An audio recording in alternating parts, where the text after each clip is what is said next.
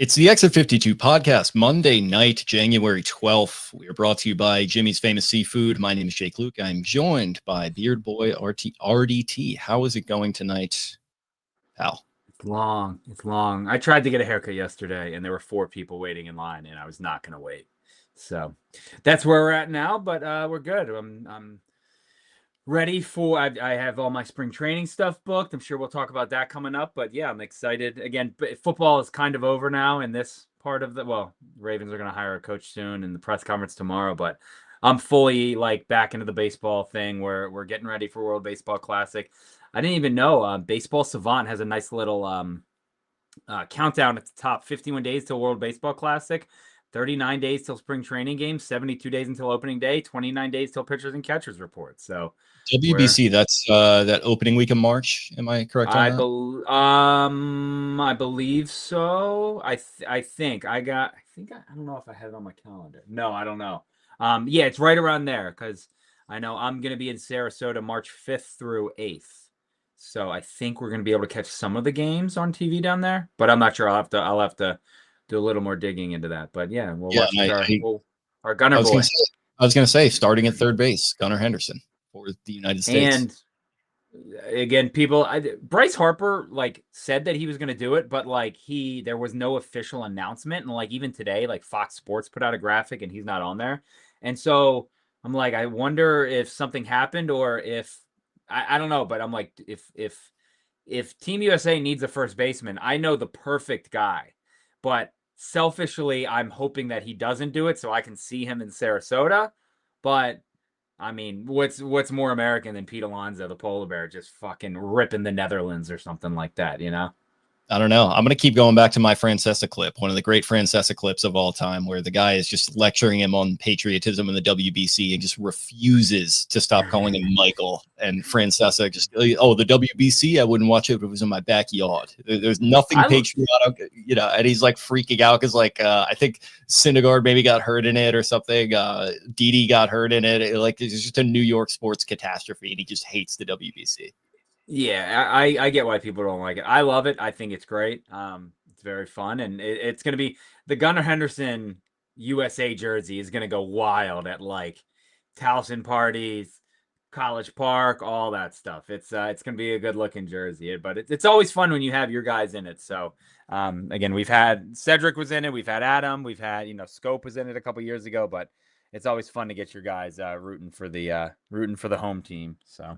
Yeah, I think I was listening to my guys Talking Jake and Coach Trev. They were hyping Gunnar up for this. I think this is a big spot for him to get his name out there. So that was getting me all fired up about it. Yeah, absolutely. But no, everything else is good. Or I don't know if I got a sickness coming on or something. I got my my heated blanket right here.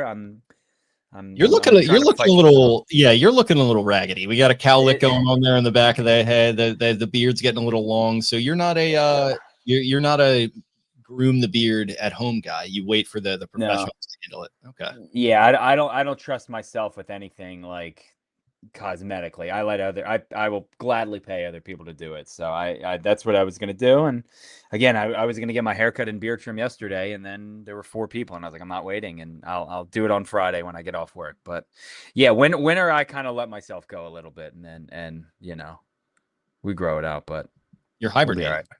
Yeah. It's kind of it's like an off-season playoff beard for the Orioles, and then come opening day, I'll be fine, and we'll I'll look as good as ever.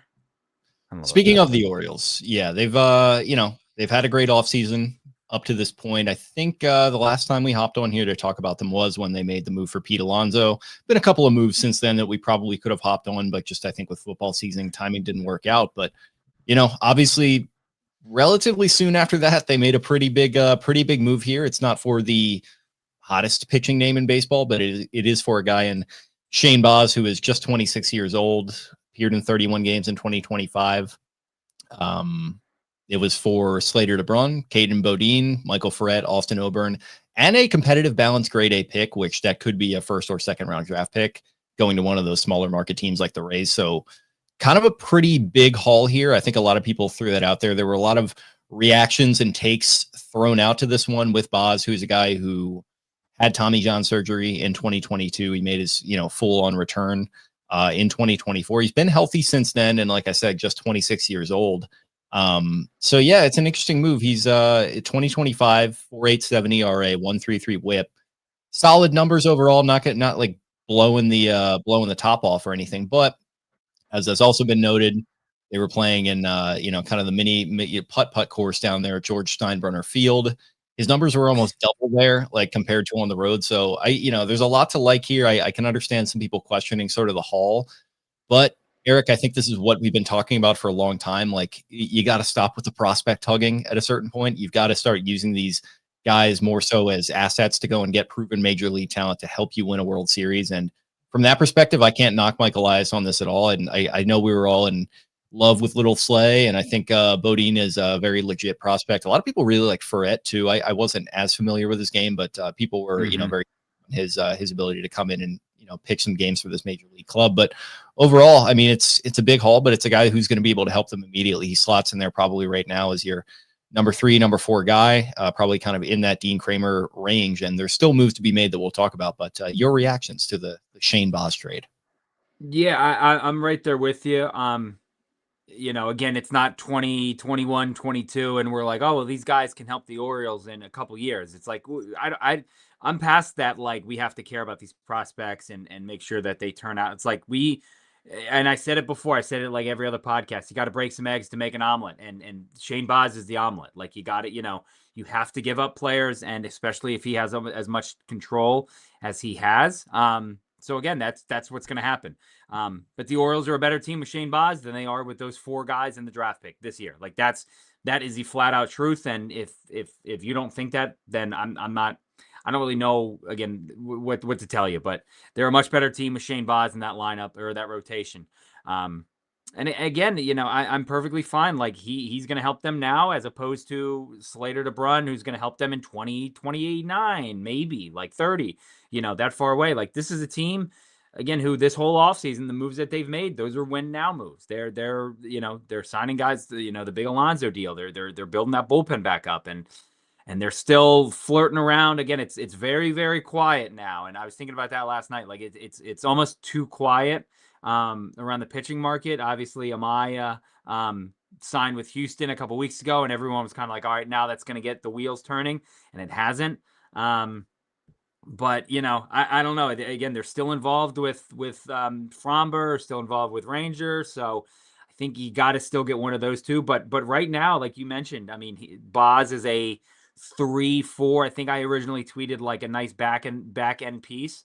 And again, that's with, if you add a Framber or you trade for a Mackenzie Gore or a Joe Ryan, which I don't think those are really going to happen. But again, if you add one of those 2 top guys, I mean, then your lineup, then your rotation is. I think I'll say this right now. I think Kyle Bradish is your opening day starter. I think that will be a very cool thing for him. That's even if they sign Ranger, Framber, whoever. I think Kyle Bradish is going to be your opening day starter. But then again, you have, we'll put question mark for right now. And then you have, you could put Baz at 3, Kramer at 4, Eflin 5. You can switch those 3 guys around kind of any way you want. And if you look at it, that's a very good rotation. That is a very, very solid rotation. And again, I think and like you said, people were kind of poo-pooing on it, being like, oh, he's not that good. He's this and that. It's like, you can't have just a 1 through 5 of straight up studs. Like somebody was saying, like, Dean Kramer, he doesn't do it at the 5 for me. Dean Kramer is a perfect 5. Like, if your 5 is pitching to like a 4.2 ERA, like, what you're getting out of Dean Kramer. He's going to make every start. And he's going to struggle early on in the season like he usually does. You know what you're getting after the first pitch of the game is thrown. Immediately if he's going to be Nolan Ryan that night, or if he's going to, look like he belongs in Little League. And it's the inconsistency. Like, sometimes he looks like he can be one of the better pitchers, on your team. And then other times he looks like he doesn't even belong out there. Yes. It was the same thing with Ubaldo. You knew right away what you were getting from him. But again, more times than not, I mean, last year, Dean Kramer was very, very good, especially down the stretch, especially against division opponents. So, again, Shane Baz is very familiar with the AL East, with the ballparks. Like you said, he had, what was it, a 5? He had a 5.90 ERA in 16 starts at Steinbrenner Field. And then he had a 3.86 outside of Steinbrenner. He gave up 18 home runs at home if you want to call it Steinbrenner. But I think like 6 of them came in one game to the Yankees. So it's, the And then stats, it's very, very strange. His 24 numbers are tough too, because he's coming off of the TJ, and it's just like he hasn't been able to like pitch a normal season in a regular ballpark in 3 years now. Yes. And again, even if you look at 24, he had a 3.06 ERA and 14 starts. Like that's with a 1.06 ERA like whip. That's very good. Like I would take that any day. But I know Baz did some media, I think it was like 2 weeks ago or something, and he was talking about, he said this lineup was very hard to, game plan for, and just the way that they attack pitchers and stuff like that. And he talked about how much he loved pitching in Camden Yards and always coming here and stuff like that. So it was funny too. I guess he mentioned that he had what's it called? He had a meeting, or no, he had pitched to Adley I think once, and he was like, it was 1 inning in the Futures game in like 21, and he was like, it was like strikeout, second pitch, ground out. So he was like, I pitched to Adley, but it was like 9 pitches, and he was like, I didn't even really get to like realize that I was pitching to Adley, and then the inning was over. That was it. So I'm very excited for him. He is a guy who the stuff is, it's just gross. It's as advertised. And again, now full year, and I guess 2 years off, 2 years off of Tommy John, 2 years back from Tommy John, like fully back into normal, rotation. He won't have any innings limits, things like that. And he throws gas. I mean, he's a straight up heater. Statcat or Baseball Savant has him. His 4-seam sits at 97, throws it 44% of the time. And again, I'm giving him a shout out. Zach Moore, Pigtown Sports. He does these great breakdowns, and he talks about he's just really good. Again, the guy that was drafted, so he knows what he's talking about. He got had to spend a great some time with him where, you got to spend some time with him at Len's radio show. That was a fun time. Shout out to Zach. He's a beast. He's an incredible softball player too. I had to beg him not to kill someone. I was like, just don't hit anybody in the face. Like, we're just doing this for fun. And he goes, I can give that third baseman a haircut if I want to. Like, I won't hit anybody, but if I wanted to, I could. It's like, damn, must be nice. But he was talking about how, Bradish, and he was like, the O's really don't have, and Spenny talks about it all the time, like that FU fastball. And he's like, the O's don't really have that now. Grayson, had it, and he's out in LA now. But Baz sits 97, 98, like can get, he'll get the 99. And they were saying like he sits 97, Bradish and some of the other guys, Kramer even sometimes can get it up to 96, 97, but Baz sits there, and like that's different. Like, and he I think he compared it to, he said Baz has a house on 97. Kramer and Bradish like will rent, or they'll come over and visit sometimes. Vacation. But yeah. But he's like, it's just different. It's different when you're sitting 97, 98, 99. So again, that's, I think that again, out of your 3 or 4 guy, that's perfect. Again, it's all, if he can stay healthy and things like that. But I really like that move. The prospects, whatever. Like I tweeted that day. The people were, we had the like, how can Mike Elias trade prospects, or it was, how can Mike Elias sit on all these prospects and hug them and not trade them? And then when he trades them, it's like, oh my God, how can Mike Elias trade these prospects? It's like, we can't have it both ways here, guys, especially in, now where it's like the free agency window for some of these guys is you could see it coming down the road, and they need to win now. So huge aspect of it too. I mean, 3 years of team control with this guy, through 2028. That's massive. And like, I forget how the exact compensation math worked out, but you saw a lot of people pointing out the fact that it felt like they traded Grayson Rodriguez for Taylor Ward and Shane Baz. And a lot of people are like, well, it feels like they just traded Grayson Rodriguez for Taylor Ward and Grayson Rodriguez. If you're just going to look at the numbers and some of the stuff that they have, like, yeah, that feels like a pretty damn good deal, man, especially when you consider the team control, which is like obviously it has been a huge thing for this franchise, and kind of their unwillingness to part from prospects and maybe being a little too careful in that aspect of wanting to keep guys on the cheap. But man, we were all, I think, understandably a little bit pissed off last offseason when it felt like, okay, Rubenstein's in here now, and it had been, under a year, but approaching a year. And their big moves were to go get Charlie Morton and Tomo Sagano, and that just felt like kind of a joke and kind of a slap in the face. But I don't know. It's another year of this thing under Rubenstein and Arrighetti, who have actually also spoken to the media a little bit, and they're kind of flexing nuts now a little bit after the Alonso move and everything. And you got Katie Griggs taking swipes at the Nationals and stuff like that. They're feeling themselves a little bit, and I think they should be. But this isn't like, this isn't the Alonso move where you're committing however many figures of dollars to a guy who's, going to be around for so many years on, a huge contract like that. This is a younger guy who, like I said, 26 years old and 3 years of team control. And obviously the flamethrowers, health can be a concern, and it's already been a concern from Baz. But like you said, since coming back from that TJ, hasn't had any issues in that front, knock on wood. And, he's looked fairly solid. And like we'll keep going back to it, it'll be good to see him in a professional ballpark that has become even more pitcher friendly in recent years, as has been widely remarked upon. So, yeah. And again, this guy, Mark, right here kind of it's spot on. Like he's a good pitcher. Like, again, you really don't know what you're going to get out of him, but like, would it shock anyone if he ends up with like a 3.3 ERA or something like that? Like, and also like I hate, pumping their tires too much, but who the hell thought Trevor Rogers was going to have the type of season he did? Who thought Bert Suarez was going to be able to do what he did 2 years ago? And Felix and some of these other guys, like, they've obviously swung and missed with some pitcher acquisition, some of the more recent ones, obviously, but they've also shown an ability to find diamonds in the rough, and they have their pitching labs, and they have a full infrastructure there, just in a way that this franchise, quite frankly, didn't have 10 years ago. So there is reason to believe that there is a plan in place for this guy. Oh, yeah. Again, I mean, I remember talking, you look at some of the relievers they found. I mean, again, they made Austin Voth like a legitimate MLB player for more than a year. Same thing, Daniel Coulombe, Yennier Cano, like you said, Felix, Brian Baker, who again pitched in for this trade basically because he was the draft pick that was Slater, a little Slay. But yeah, again, I have full, which like I said, is so much different than what I would have said 5 or 6 years ago. Like I have full faith in this coaching staff, the pitching lab, all that stuff, the analytics and everything to figure out, if they need to tweak something with Baz, they can tweak it and figure it out and get him on the straight and narrow. But I'm very excited to see him and what he can do. I mean, his stuff dances all over. Again, he is a four-seam curve, cutter, change up, and then 3% of the time he throws a slider. So he's gonna throw some stuff that darts and moves around, and I'm very excited to see him added in there. And they're the splits. But again, it's a fun little that rotation. I mean, if they do get somebody else, and you're looking at a rotation of I didn't even talk about Trevor Rogers when I was listing out the rotation too. I'm an idiot.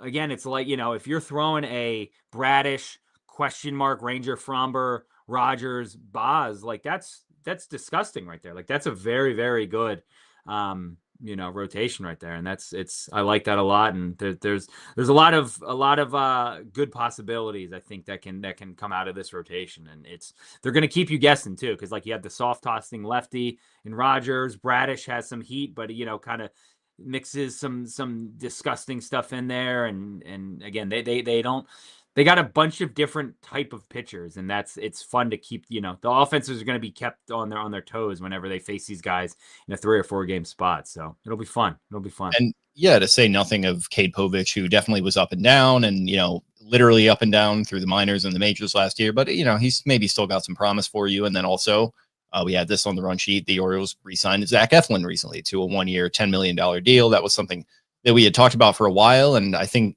people had begun to assume that he was as good as gone. He was going to go elsewhere. But if you listen to the guy talk, like it was clear that, he loves it here. And he actually said, I think after the fact, that he wanted to come back and show them kind of a repay of their faith in him to go and trade for him also from the Rays. So it's another guy, a good clubhouse guy to get back into the mix. And it feels a little bit like found money because it's 1 year, it's $10 million. And when he first arrived in Baltimore in 2024, I mean, he was lights out. He was probably their best pitcher down the stretch of that season, and just a guy with a good head on his shoulders, 32 years old. He's kind of that one of those leader in the clubhouse type figures. And last year was tough with the 5.93 ERA, 1.42 WHIP. I think he went 5-8, but just an injury riddled year and a season from hell for the Orioles overall. It was a bad situation for everyone, but I don't know. I think it's just good to get this guy back in the building, back under contract for, essentially like Tomo Sugano numbers, for, Morton numbers. Like I'd much rather stake that kind of money on a guy like Eflin than, on question marks like that. Just because like, if, he can come back healthy and he can show anything close to what he showed down the stretch in 24, I think you're going to be very happy with that as like a back end of your rotation type guy, if he gives you anything. Yeah, absolutely. And again, he what you said, he was like, I felt he didn't give it his all, or he couldn't give it his all, last year because of the back injury and whatever that surgery was. Again, Zach had like a PowerPoint kind of sheet on it and like what it does to you. And he was basically saying that he was in like some of the worst pain in his life when he was pitching. And he said he's been dealing with it for like the last 10 years and it was bearable up until last year and he had to shut it down. And again, I mean, you take away, and again, this is going to sound like the most like, yeah, no shit stats of all time. But when he's hurt, obviously he was not good. But you take out those starts when he was hurt or he couldn't finish, 5 or whatever. His numbers are really, really good. He's in like the low 3 ERA. Like when he is healthy, he is very, very good and has been good for a long time. That's the only time he hasn't had one of these stretches where, he's made 10 straight starts and his ERA is 5 over that time. Like the only time he's getting lit up is when he's hurt and is when he can't finish these games and stuff like that. So again, yeah, no shit, dude. Whenever he's healthy, he's good. Like that's not breaking news. But again, he doesn't have these like, oh, he's just bad right now. He's either very good and healthy or he's not healthy. So there's no like what's going on with him. It's always we kind of know what's up with it. And again, he said, and I know we're in the season. He said, I've never felt better right now. He didn't quite say best shape of my life, but he was like, I'm very, very good. But and who knows? They may, like, my guess is maybe they haven't started Norfolk for 2 weeks, 3 weeks, something like that. Again, I mean, back surgery is a major thing, and the disc surgery is big. So give him as much time as he needs. And again, that's where a guy like Baz comes in, and that helps kind of patch that hole until he can get healthy. And other guys are going to get hurt too. Like that's why you're going to have the depth of Tyler Wells and Cade Povich, and like you said, Bert Suarez they brought back on the minor league deal. So those guys will probably be in the pen until then. Again, I keep calling his name, but Zach had a great like breakdown of why Cade Povich is almost like his numbers are very similar to Brian Mattis. He's very good first time through the lineup, and he can get both lefties and righties out. So he's like, to throw that guy in the bullpen and see if we can get another Brian Mattis out of this. And I mean, how many times did we see him last year? Like go through the first part of the lineup and we're like, oh, he's cruising, and then he would get blown up. So if he can come in and 5, 6, 7 batters, something like that, absolutely, that would be great. So we saw it last year. You literally cannot have enough pitching depth. You need depth. Guys are going to get hurt. It's going to happen. Hopefully not as much as last year. But yeah, I'm a big fan of both the Eflin deal and bringing in Shane Baz. So that'll be good. So I'm very excited to see them. And I'm excited to see Baz in person. And like, I just want to see that ball duck, dodge, dipping, diving, moving all over. So he's a very fun pitcher to watch. Very fun to play within the show too. So that's what I'm thinking about too. Yeah. And just yet another blonde, shaggy hair. Like you knew they couldn't help themselves. They had to go find another one to add to the conveyor belt here. So good for them. Yeah. Yeah, he's somebody put the picture of what's his name, Whitey from Me, Myself, and Irene, and and then I saw one of these dumb parody accounts that was like Shane Baz will become the first albino to play in the in the majors. But listen, man, I don't care how you look if you can shove. So, and also his dad is fucking ripped. He's jacked to all hell. So wow, that sounds like we're talk about another guy who's a little bit down down in the back of our subconscious here in Tyler O'Neill. We gotta get a meeting of the minds together with their two dads and kind of see if we can get some good content out of that. That would be we'll great. Get some arm wrestling up at the center field bar on Party at the Park Fridays, I think. Party at the Park, yeah. $5 beers, $5 40-liter Coors Lights. Thankfully, listen, I do appreciate this as somebody who has complained about the fact that those things are bigger than sin and they cost more than like a mortgage. Now that we're getting $5 versions of it, that could be a good thing for your boy. That'll be fun.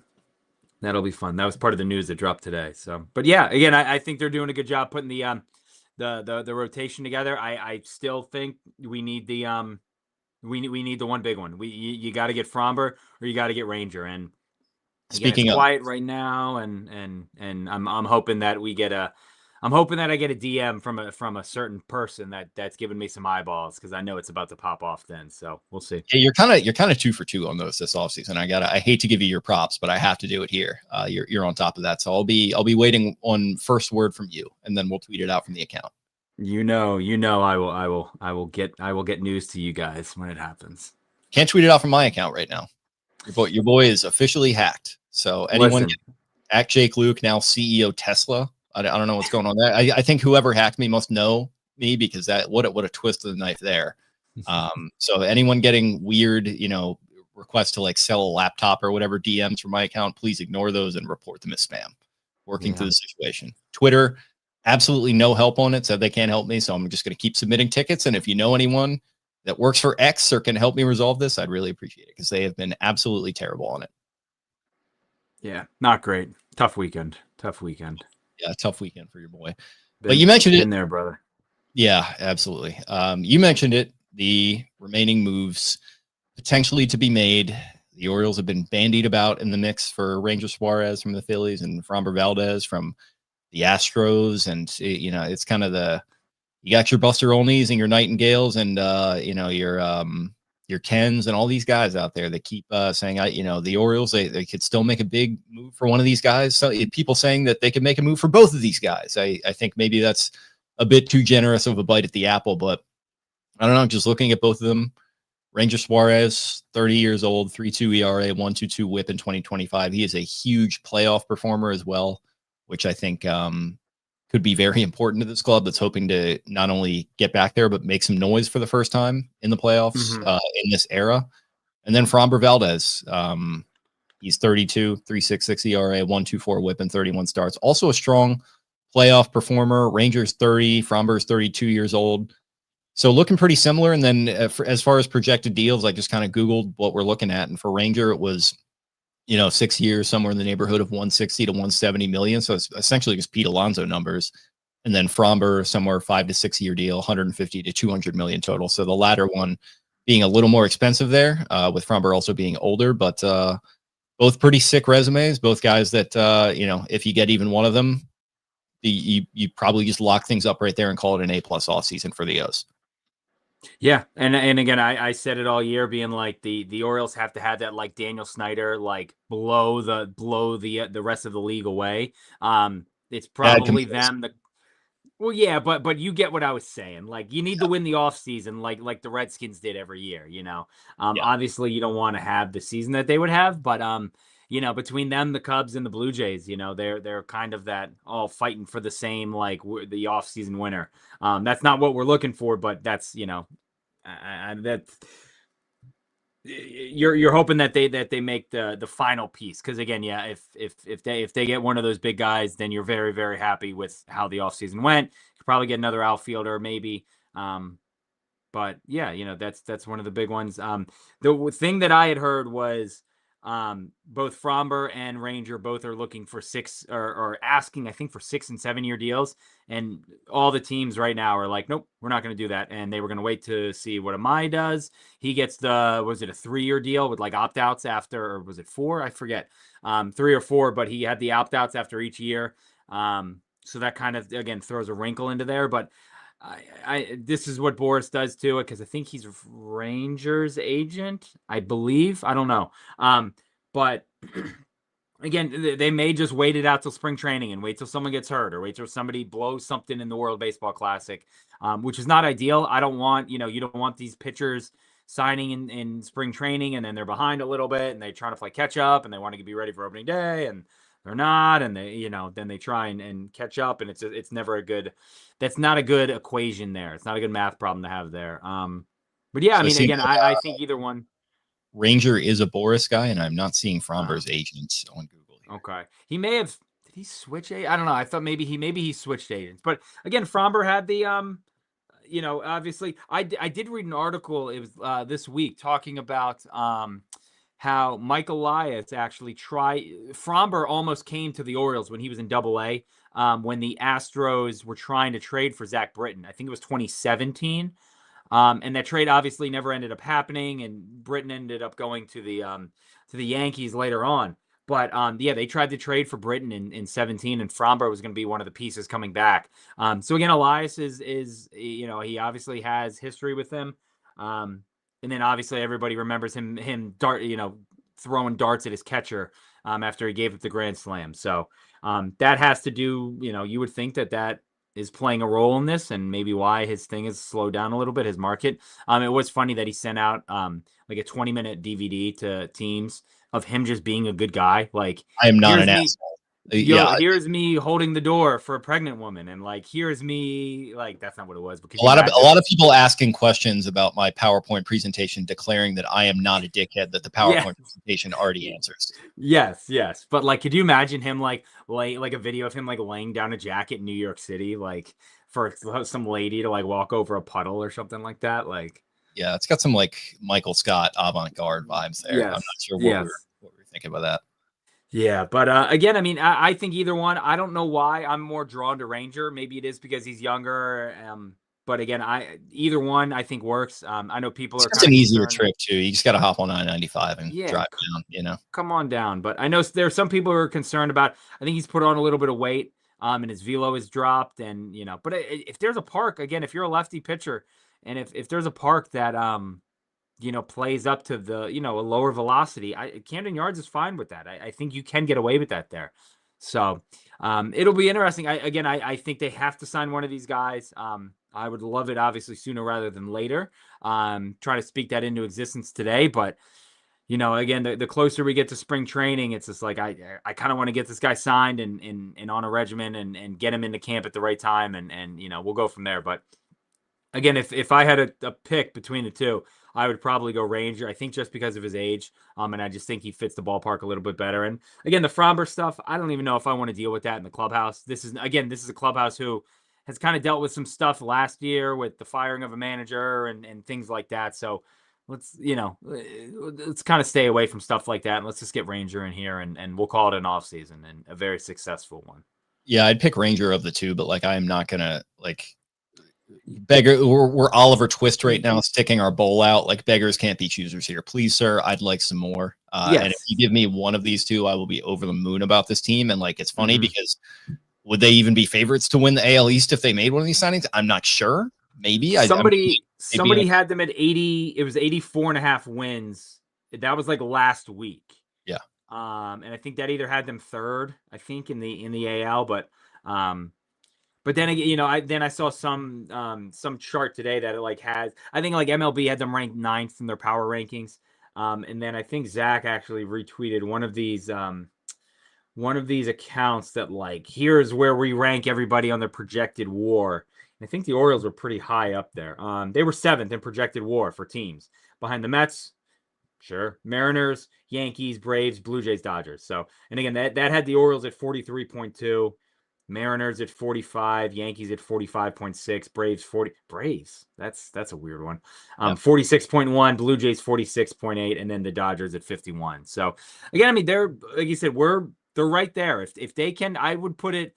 I mean, how would you grade the offseason so far? A B plus, like an 89.7? I give it an A minus. Like you know, and maybe that's just my bias speaking in the idea that a lot of these guys that they're banking on to bounce back will bounce back. But I think they will a little bit. Like it's got to average out. Like these guys showed a lot more promise in these last couple of years than they did last season, which, like I said before, just felt like a season from hell. Like they got relative to Gunner's potential, they got fucking nothing out of Gunner last year. Like Hadley, I know he's been in kind of a steady decline, but if he can get back to anything close to his potential, I think that's looking very good. I think Holiday continues to develop. I mean, Buster marked him, or whoever wrote that ESPN article had him, had Jackson making the All-Star team in the 30-30 season. Again, like if that happens, if it's like there's like a couple things, like if Jackson is 30-30, if Adley hits 250, this team probably wins 90 games. Yeah, Westberg is hurt all year. Like imagine if he can put together a relatively healthy season this year. He's like maybe your most consistent, like arguably like your best player. Obviously Gunner is better, but like he's in that mix. Like Basayo, like the pop that guy has, if he can like inject any of that into your lineup in like a more significant way, that's huge for you. Like they've just got guys on and down the line where it felt like the pitching, as much as it was a concern and they just didn't address it nearly seriously enough as they should have last year, they got nothing out of this offense compared to what they needed from it. And like, yeah, that's definitely a bit of a concern, but I'm going to go ahead and take the sample size, like the bigger sample size of a lot of these guys performing way better towards their potential than what we saw last year, which was just a complete, like we saw it with the Ravens this year. It just felt like things had kind of, with that coaching staff, it just felt like you hit your limit a bit and it's time to turn the page over. Again, it was the anything that could go wrong will go wrong, and it did. And again, they've had awful injury luck the last, I guess it's 2 or 3 years now. Like I said, you got to think that turns around at some point. Again, people are going to get hurt and miss games, but not nearly as much as they did last year. Again, I mean, you talk about guys not being healthy. If they can get 110 or 120 games out of Tyler O'Neill, and if he can hit 30, again, he's the walking joke amongst us all. The general soreness and jacked out of his mind. But again, like say he plays 120 games, he's going to hit 25 to 30 home runs. Like that's that's a massive piece. Like if you have him and Beavers and Wright, and then Colton in center and Taylor Ward. Taylor Ward's gonna be out there. We don't talk about Taylor Ward. I forget about him every time I think about this team. They're like, oh yeah, they got a guy who hit fucking 37 homer or whatever it was last year. Like it's crazy. And like like to my original point, like am I overinflating that stuff and kind of my faith that they'll turn it around? And like, yeah, probably. But like even with that, you sign Pete Alonso, you get Taylor Ward, you get Ryan Helsley, you get back Andrew Kittredge, you get Shane Baz. Like that's a pretty damn good offseason. So I'm at an A- probably right now. And like if they get, like I said, one of these two guys, Framber or Ranger, it's an A+. I mean, there's just no doubt about that. Yeah, I'm right there with you. Again, if they sign one of those guys, it's an absolute 100%. Great job. Say nothing of the coaching staff that changes, and everyone seems to love Donnie Ecker. Albernaz is drawing rave reviews. Like it just feels like they're turning a page in like all the best ways possible. So I actually met Donnie Ecker on Thursday at the what was it called, the Orioles hot stove show. It was at with Brett. What was it? Yeah, with Brett. But what was it? I forget where it is. It's at it's at Sagamore. The Rye House or something like that. I forget what it's called. But it was awesome. I met Donnie, talked to him a little bit. And again, if you read stuff about him, I asked him about training with Joe Mazzulla, and he was like, yeah, that was awesome. He's crazy. I love him. I go, no offense to you or him, but he's a psycho in the very best way, like in the absolute best way. And he was like, yeah, he's the man. But again, he helped them win that World Series in 23. And again, they fired him last year, and you saw what happened with the rest of their season. But it was interesting, and Brett pointed this out with Donnie Ecker. He doesn't say like I'm the hitting coach or I'm this coach. He's a football guy. He was watching Miami Ole Miss the entire time he was getting interviewed. He was looking for DBC and Mincy, but he keeps talking about. He calls himself the offensive coordinator, and Brett said that. Brett goes, "You're a football guy because you call like." He doesn't say, yeah, we're going to work on base running. He's like, we're working on our offensive coordinate, stuff. And Brett was like, you're an offensive coordinator. He's like, that's exactly what I am. Like, and I was like, I love that. Like correct me if I'm wrong too. He was a big part of Alonso wanted to come here. You had thrown that out there, right? Yes. So he, the presentation they had put together, I believe Ecker either flew out to him or flew out to the winter meetings and stuff. And yeah, this coaching staff has knocked it out of the park so far. Like they have really it's like a full unit almost. Like they're all just working as a group. And it's awesome to see. Again, I've heard nothing. Again, I want to keep calling him Craig Nasty or something like that, but everybody's called him Albie. So I think it's just Albie. That's just you got to stop making fetch happen on that one. You got to stop fight the riptide. If he gets thrown out, maybe we'll get like a Craig Nasty or something like that. But again, Ecker had great. I want to get like a Nas reference worked in there, little, You would be the guy to do it. Yeah, who I saw, by the way, at the BSO last year. Amazing. There we go. But he was saying, it was interesting because Brett asked him again. He had worked with Albernaz. Donnie Ecker had worked with Albernaz in San Francisco in 2020 and 21. And Brett was like, when you heard that Albernaz got the job with the Orioles, like, did you? And Donnie goes, I didn't even send him a text because I knew I'd be getting a call. Like, I didn't even send him like a, hey, congrats, man. Like, let me know if there's anything I can help with. He was like, I got a call. We talked for 10 or 15 minutes. And he's like, and then next thing I know, I got like a text being like, hey, would love to have you on as the offensive coordinator, for the staff. So, yeah, these guys seem very tight and they seem to know what they're doing already. Again, none of them have coached a major league game, but they seem to have their shit together. And I'm very excited to see how this coaching staff approaches the year and has the guys come in and it should be a very fun year with them. But yeah, Ecker was the man. He moved here. He said like he got the job. He moved in like a week later and he's like, I'm ready. I'm here. He was rocking like a big 410 sweatshirt. he said he and Albie have already been down to Kind of sounds like Nancy. He's just rolling around with a backpack and a loose toothbrush, wearing the same hoodie everywhere. Like pretty much, getting driven around by guys he doesn't remember their name. But yeah, he was saying like they've already completed, I think, the big renovations down at Sarasota, and he was like, these are the state-of-the-art facility for everybody, for all of baseball right now. He did say too, because I think every spring training he's been in Arizona, and Brett was like, I bet you're excited for the beach. And he's like, I can't wait to never see another cactus again in my life. Like, I'm ready for the beach and some sand. So yeah, he seems very excited, and he was talking about, how he can get this out of Gunnar and what he can get out of Colton and Jackson and Adley and stuff like that. So he's fully like dialed in and like ready to go. Like if they could have opening day tomorrow, I think they would love that. So yeah, he seems he's like a dude. He's an absolute football dude in a baseball world now, but I really liked him. Yeah, so that's just to the original point. Like it's a great offseason for all the reasons we talked about. And like if you want to pick the Blue Jays to win this division, I won't be mad at you. If you even want to pick the Yankees, I won't be mad at you, who are still kind of lying in wait on, Bellinger and Tucker and some of these guys. So they haven't made any big moves, but there's still time for them. But like outside of those two teams, like the Red Sox just lose Alex Bregman. Like that's a disaster. And like I know that they're probably going to try to get in on the mix on Bichette and some of these guys, but like, dude, like it's the Orioles, it's the Blue Jays, it's the Yankees, and I think you could pick any one of those three as kind of a favorite to win this thing. Yeah, and again, I mean, credit where credit's due. What did I say last year about the Red Sox? I said they are a disaster. They are a mess, and that it's kept. That is, Carabas is not a very happy camper right now. I'm going to try and get him on too.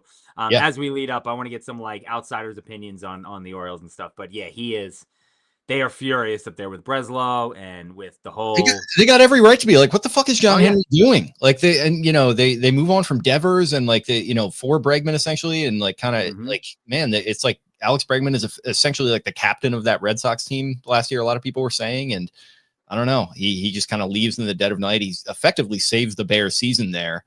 And they're kind of, they're left holding the bag here. And, like I said, I expect them to sniff around on Bichette, but, it sounds like Bichette might be meeting with like Philly and some other teams. Like that's no done deal. He can go back to the Blue Jays even. I don't know. So it's like, man, it's tough for them. Again, Jared and a lot of the Red Sox fans are like, why would we believe that they're even in on Bichette? Like, why should we believe that? Like, and again, it's funny because like now they kind of sound like Orioles fans. They're like, they've given us no reason to believe. Why should we believe them? Like they don't do anything. And it's like, yeah, it's fun watching it from this side of the fence now. Like it's very enjoyable, especially for that fan base. But again, I said it all last year with the Devers stuff. I was like, this is a nightmare. Like the Orioles were bad last year, but at least they weren't off the field trash. This is bad. That's that's a big example of like never wrong just early, because he kept throwing that in the group chat. I was like, dude, they're 15 games ahead of the Orioles right now. Like, okay, like you could try and divert your eyes. You can run like a little DJT playbook of running distraction against something that you don't want discussed. But yeah, I don't know. You wound up being right on that, but I think it was definitely a little early there. But regardless, early, but I saw the vision. But yeah, again, I'm with you. I think anyone in that AL East, Yankee, again, I mean, the Yankees haven't gotten better, and even if they add Bellinger, it's like, okay, that's fine. They still don't really scare me. They may be a little better than the Orioles, but they don't really do anything for me. This is just who the Yankees are now. This is exactly who they are. So yeah, well. They're another fan base that's getting annoyed. Like, okay, we're just going to hang on to Booney. And like, it feels like, being a Ravens fan, I know the feeling up until now. It's just like, we're just going to keep running this thing back, just make the playoffs and hope for the best. Not make the big splashes, but again, still time for them. It wouldn't shock me if they were to make a big move, other than the Red Sox, who I feel like are just kind of, puttering and billowing right now. Yeah, they're gonna get like Eugenio Suarez and be like, oh, there it is. All right, yeah, sick. Exactly. But kind of wrapping it up on O's roster talk was arbitration. So 9 players agreed to arbitration for 2026 and avoid their hearing. So that would be outfielder Taylor Ward, $12.175 million, Gunnar Henderson at $8.5 million there at shortstop, Adley Rutschman at catcher, $7.25 million. First baseman Ryan Mountcastle, Mountie, with a little $6.787 million with a 2027 team option worth $7.5 million, which we like. Trevor Rogers, $6.2 million there at pitcher. Dean Kramer pitching at $5.75. Rest of them pitchers with Shane Baz at $3.5. Tyler Wells, $2.45. Yenny Cano at $1.6 million. So Ward and Mountcastle, they were in their final years of ARB eligibility. Gunner's $8.5 million number. A little note here is a franchise record for a player in their first year of ARB eligibility. Rogers goes from 2.6 mil to that 6.2 million number. So nice little pay bump there for our guy T. Rogers. It's nice to see. It's good to see that guy getting rewarded after all the kind of crap that he's endured. And we hopefully can work his way up to a real payday here on the open market at some point. This was the last year of ARB eligibility for Adley Rutschman and Dean Kramer. They will be hitting free agency after 2027. And then they also exchanged figures with Keegan Aiken and Kyle Bradish, but they did not agree, meaning arbitration hearings on those guys will be scheduled, and we'll see what comes of that. But yeah, here are your ARB numbers for 2026. Yep. And again, no real surprises there. Again, nobody's really breaking the bank. I mean, again, like we talked about, Taylor Ward making $12 million. Like, guy hit 36 home runs last year. If he can raise that average a little bit. I mean, he drove in 100 runs on a bad Angels team. If you plug him right into this lineup, he can make a lot of money in free agency. Again, we've seen what these sluggers can do in their walk years. Look at Anthony Santander a couple years ago. That it's big time for them. So yeah, pump for them. Nice to see them get a little bit of a pay raise, and especially a guy like Gunner, who I sent to you guys.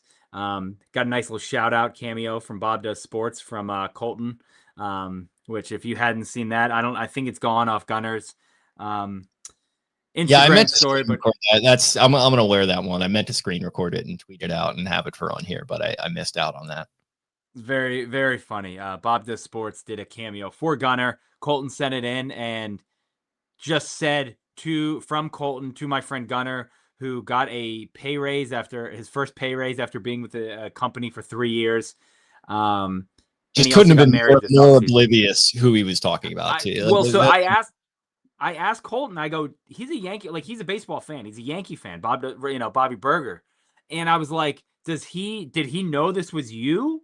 And he was like, no, he had no idea. And he just said, I go, does he just think that there's like a bunch of little Gunners running around in Baltimore? And he's like, I don't know, but he just did not know that was Gunner. It was very funny. Probably, to be fair, I think those guys, they probably like save all those up and then do like 300 of them in one day. So he probably just gets to that. He's like, all right, let's just get through this one and then move on to the next. So yeah.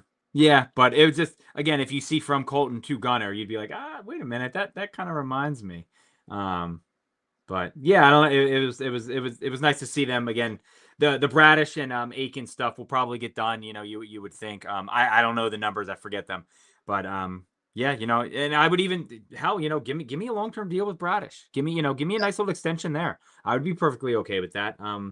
But yeah, again, the ARB numbers, people still don't really have a grasp on that, because like when it came out, like the Orioles agreed to a 1-year deal with Gunnar Henderson, people are like, only 1 year, but like, are you kidding me? And it's like, come on, guy, like, what are we doing here? They just, some people that's your boy.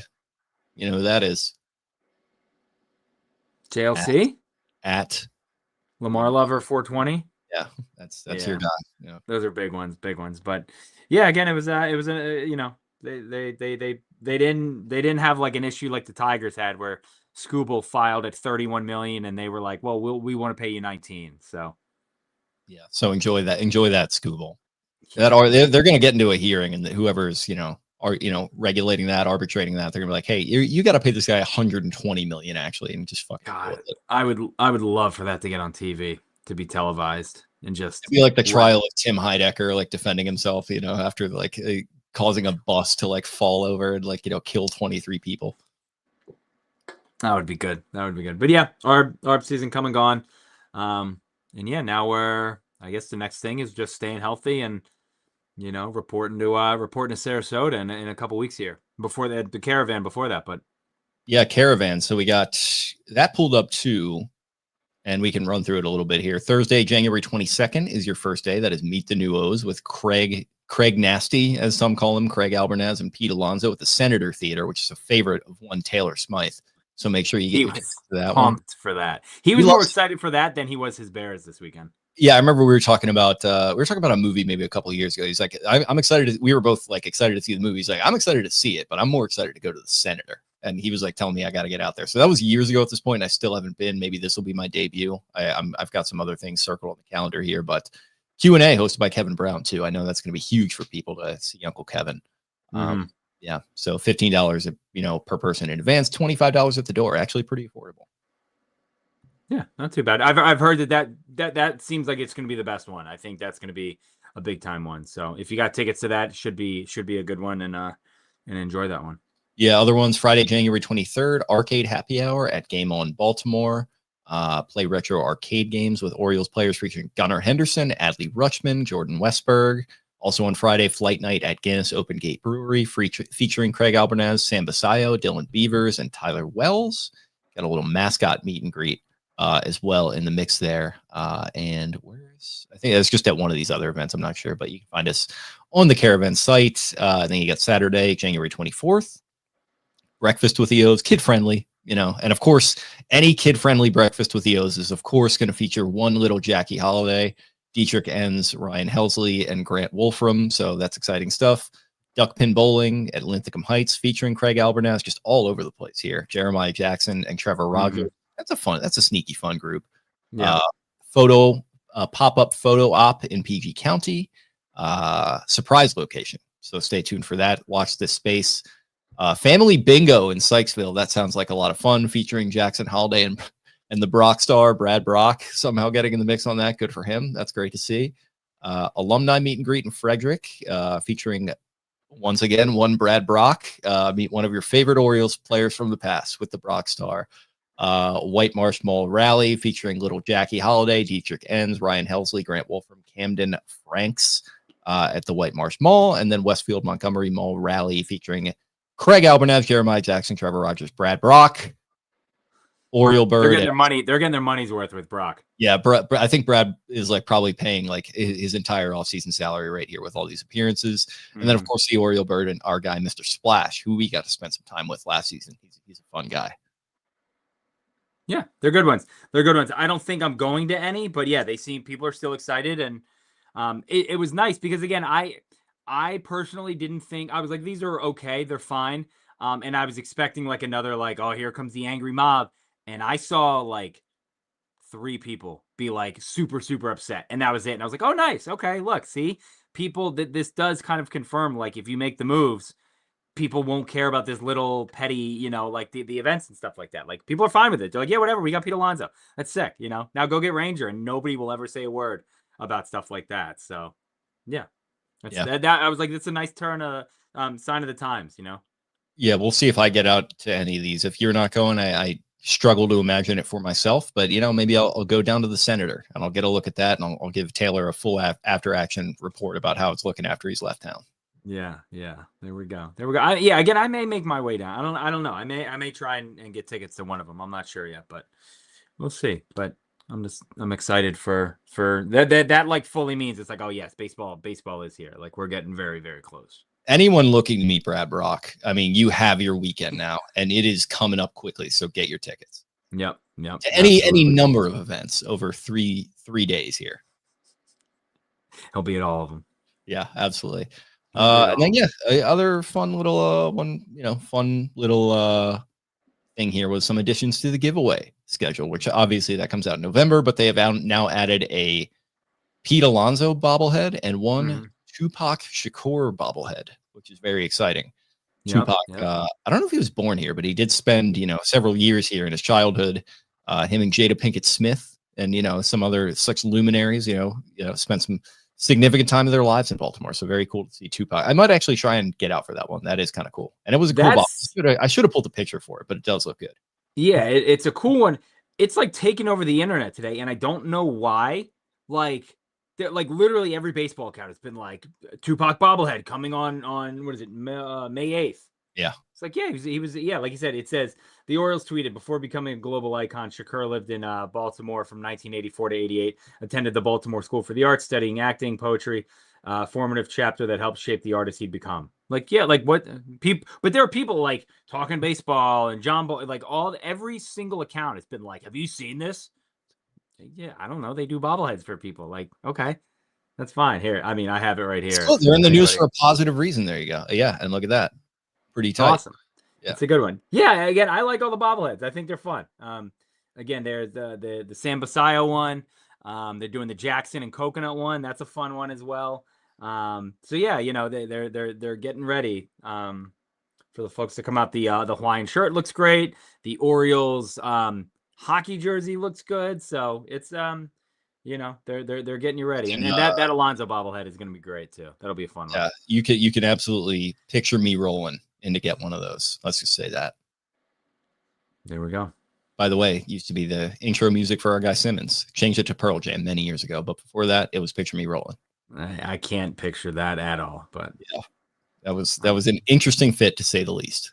I could see that. Almost like us having Gangstar. Yeah, exactly. And maybe, I've been a long time Simmons listener. Maybe I was incepted into that. There we go. That could be it. As Colton Cowser proved, great minds and great taste think alike. Absolutely. Absolutely. Okay. That was all I had for the agenda. Anything else before we get rolling here? I think that's it. I think I'm trying to think. I don't know. Again, we're getting down to it. Like we said, the Caravan coming up quick, and then that's when the guys I feel like kind of really lock in, and we'll start heading to Sarasota. We're trying to get some interviews on the docket booked up, so we'll obviously be on the lookout for those. And then again, the Jimmy's tailgate for opening day is there. What is that? March 26th is opening day. Yeah, unironically, get your tickets to that one like now. Yeah. So I have helped. Did I tell you guys who the host that we have coming is you've teased it to us. I think it's time for you to let us know in the chat there. You don't have to reveal it here if you don't want to, but I'm itching to know. Yeah, it's a fan favorite. Everybody's gonna love welcoming him back.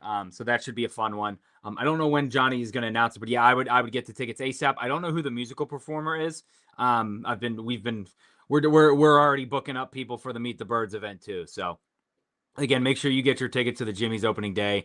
They're on the website. We tweet it out every couple of days. But yeah, that's going to be a fun one. That's going to be the big time party. Definitely don't want to miss that. The host and again, hopefully we'll have some other people rolling through. But I think we're going to try and do a live podcast that morning from there. And yeah, it's the sun. It's gonna. I tried to explain to Joe. I was like, it's getting a little bit lighter every day. And she's like, what do you mean? And I was like, the sun is coming out more and more. And she's like, but it's still winter. Like winter just started like 3 weeks ago. And I was like, I know, but damn it, you're right. But like, that's when it does start is the thing. Yeah, I know. But because I was like, it gets dark early in winter. And then she's like, yeah, but winter just started. So it gets dark. And I was like, well, yeah, but now it's already getting brighter. But it goes up by only like 1 minute a day. So it's very slow. It's very exponential, Joe. But you gotta, yeah, I'm noticing it too, by the way. Getting some absolute fire in the sky up here in Cock Vegas. You can kind of look out, by 83 where Ruxton Ridge and all that stuff is. You can see the cotton candy in the sky. It's tremendous views up here. Yeah, yeah. So again, before you know it, it's gonna be 6:30, 7 o'clock, and it's still gonna be bright out, and you're gonna have the sweet sounds of Orioles baseball in your ears, baby. So I am gonna be, for the first time ever, I'm going to be looking into, the streaming pass for the Orioles here. Cause I was running that MLB TV with the VPN last year and it worked okay. But I'm excited to just have a dedicated Orioles streaming option. And I'm going to be starting to look into those soon, what it's going to cost me and all that. Very excited. Something I've been talking about for a long time, but unironically, I'm very much looking forward to that because I was sailing the high seas the last couple of years. And I got the free T-Mobile MLB thing going on, but I'd pay for NordVPN. It's just, very complicated. And it's like, why can't we just make it easy to watch baseball in this modern era where we have all this technology? And it's taken this long, but it's finally here. And of course, the Orioles waited until 2 months into the season last year to make it an option, but now it's fully available to your boy. Yeah, like one of the last teams. But again, see now, look where we are, where we're not sitting here in January complaining about fix your streaming. This shit sucks. And all this other little stuff. Now we're still just focused on improving this roster and getting to a World Series. So it's a nice, again, Bob Dylan, the times they are changing. Brave New Worlds. It's a good time. So let's, we'll hope for another signing soon. We'll be live for that. And like I said, hopefully we'll have some interviews coming down soon. Maybe we can put some we can record some and get them out get them out to the folks, the loyal listeners. So. Yep, absolutely. Exciting stuff all around. For our Ravens-based listeners, we're going to be going live, I think, tomorrow evening to cover the Steve Bisciotti, Eric DeCosta press conference, which will be live at 2 p.m. So we'll be talking about that. We'll be talking about all the head coaching candidates, of which there are, 7 interviewed so far and plenty more beyond that have been mentioned or scheduled for interviews. So a lot of fun stuff going on that front. To be tuned in for all that, for all your Orioles stuff, subscribe to us here at the Exit 52 podcast on YouTube and whatever your audio platform of choice is, if that's how you choose to listen. You can find us on social media at Exit 52 podcast. You can find Eric at EDITTI22. You can technically find me at Jake Luke, that is LOUQUE, but there are some issues there that need to be worked out that I am not confident in my ability to get worked out, nor in Twitter's willingness to help me do so. So like I said, if he can get me a hookup, in Silicon Valley or wherever these scumbags live, and take it to him that your boy is just in a blender right now. I want access to my personal Twitter. I can't get it back, so help me. And that's at Jake LOUQUE. Probably don't follow it right now because, like I said, there might be some strange oddball offers to a free PS5 or whatever. Please ignore those. Please do not engage with that. You can find Brian at Barstool Banks, Taylor at Taylor Smythe 10. And Spenny at Ravens 4 Dummies. That is the number 4. And we did just get coming across my desk. He has texted in the group chat that he's feeling alive again. He's been dead for the past couple of days here, and he thinks he's finally kicked it. So he has been just in one of the great blenders of our time after, driving up to Pittsburgh, watching the Ravens just get their lungs ripped out on Sunday Night Football, staying awake all night, flying out to California. He was in California when Harbaugh got fired. He finally makes his way back. I haven't, known what's going on with the guy. And I'm just glad to hear that he's okay. And I think you'll be hearing from him tomorrow night. I know we got a lot of Spenny fans here. So, just be patient. I was legitimately worried. I will say that. I was legitimately worried for our guy Spen. So. Yeah, we were getting some we were getting some juice from him in the me and him and Cole have a little Twitter chat that we kind of throw around some Raven stuff in there. I was getting a little bit of pop from him in there. So I knew like he was proof of life had been obtained. But yeah, he's been going through it lately. So we're excited to get him back in the mix and talk some Ravens here tomorrow night. So stay tuned. I'm picturing like Jonah Hill getting stabbed. Was it Diddy who stabbed him and get him to the Greek? Remember? And he's like, I never saw Get I didn't see Get Him to the Greek. Oh, really? Oh, that's a great movie. You got to see that one. I'm more of a Forgetting Sarah Marshall guy. I understand that Jonah Hill plays different characters, even though it's like technically a sequel to Forgetting Sarah Marshall, right? Yeah, I think so. But yeah, it's there. He like gets stabbed with like an EpiPen, and he like just comes back alive. And well, you're also a huge Russell Brand guy too. I know you're a huge fan of his acting and also everything he's been doing, kind of off the screen in recent years as well. So I'm pissed I didn't get to see him at the Turning Point conference, but I don't know. We'll see. We'll see if we can make that happen. And talk about things you got to get your tickets for. I know that's another thing that you've been lining up for the last couple. When you book your hotel room for that, yeah, I'll hit you up. Yeah, we've been great, you and I, at booking hotels in the past too. So I'm sure that'll. Shit, yeah, you're right. Fucking that was so dumb. Oh man. All right. Well, we appreciate y'all hanging with us here, and we'll talk to you again very, very soon. Bye.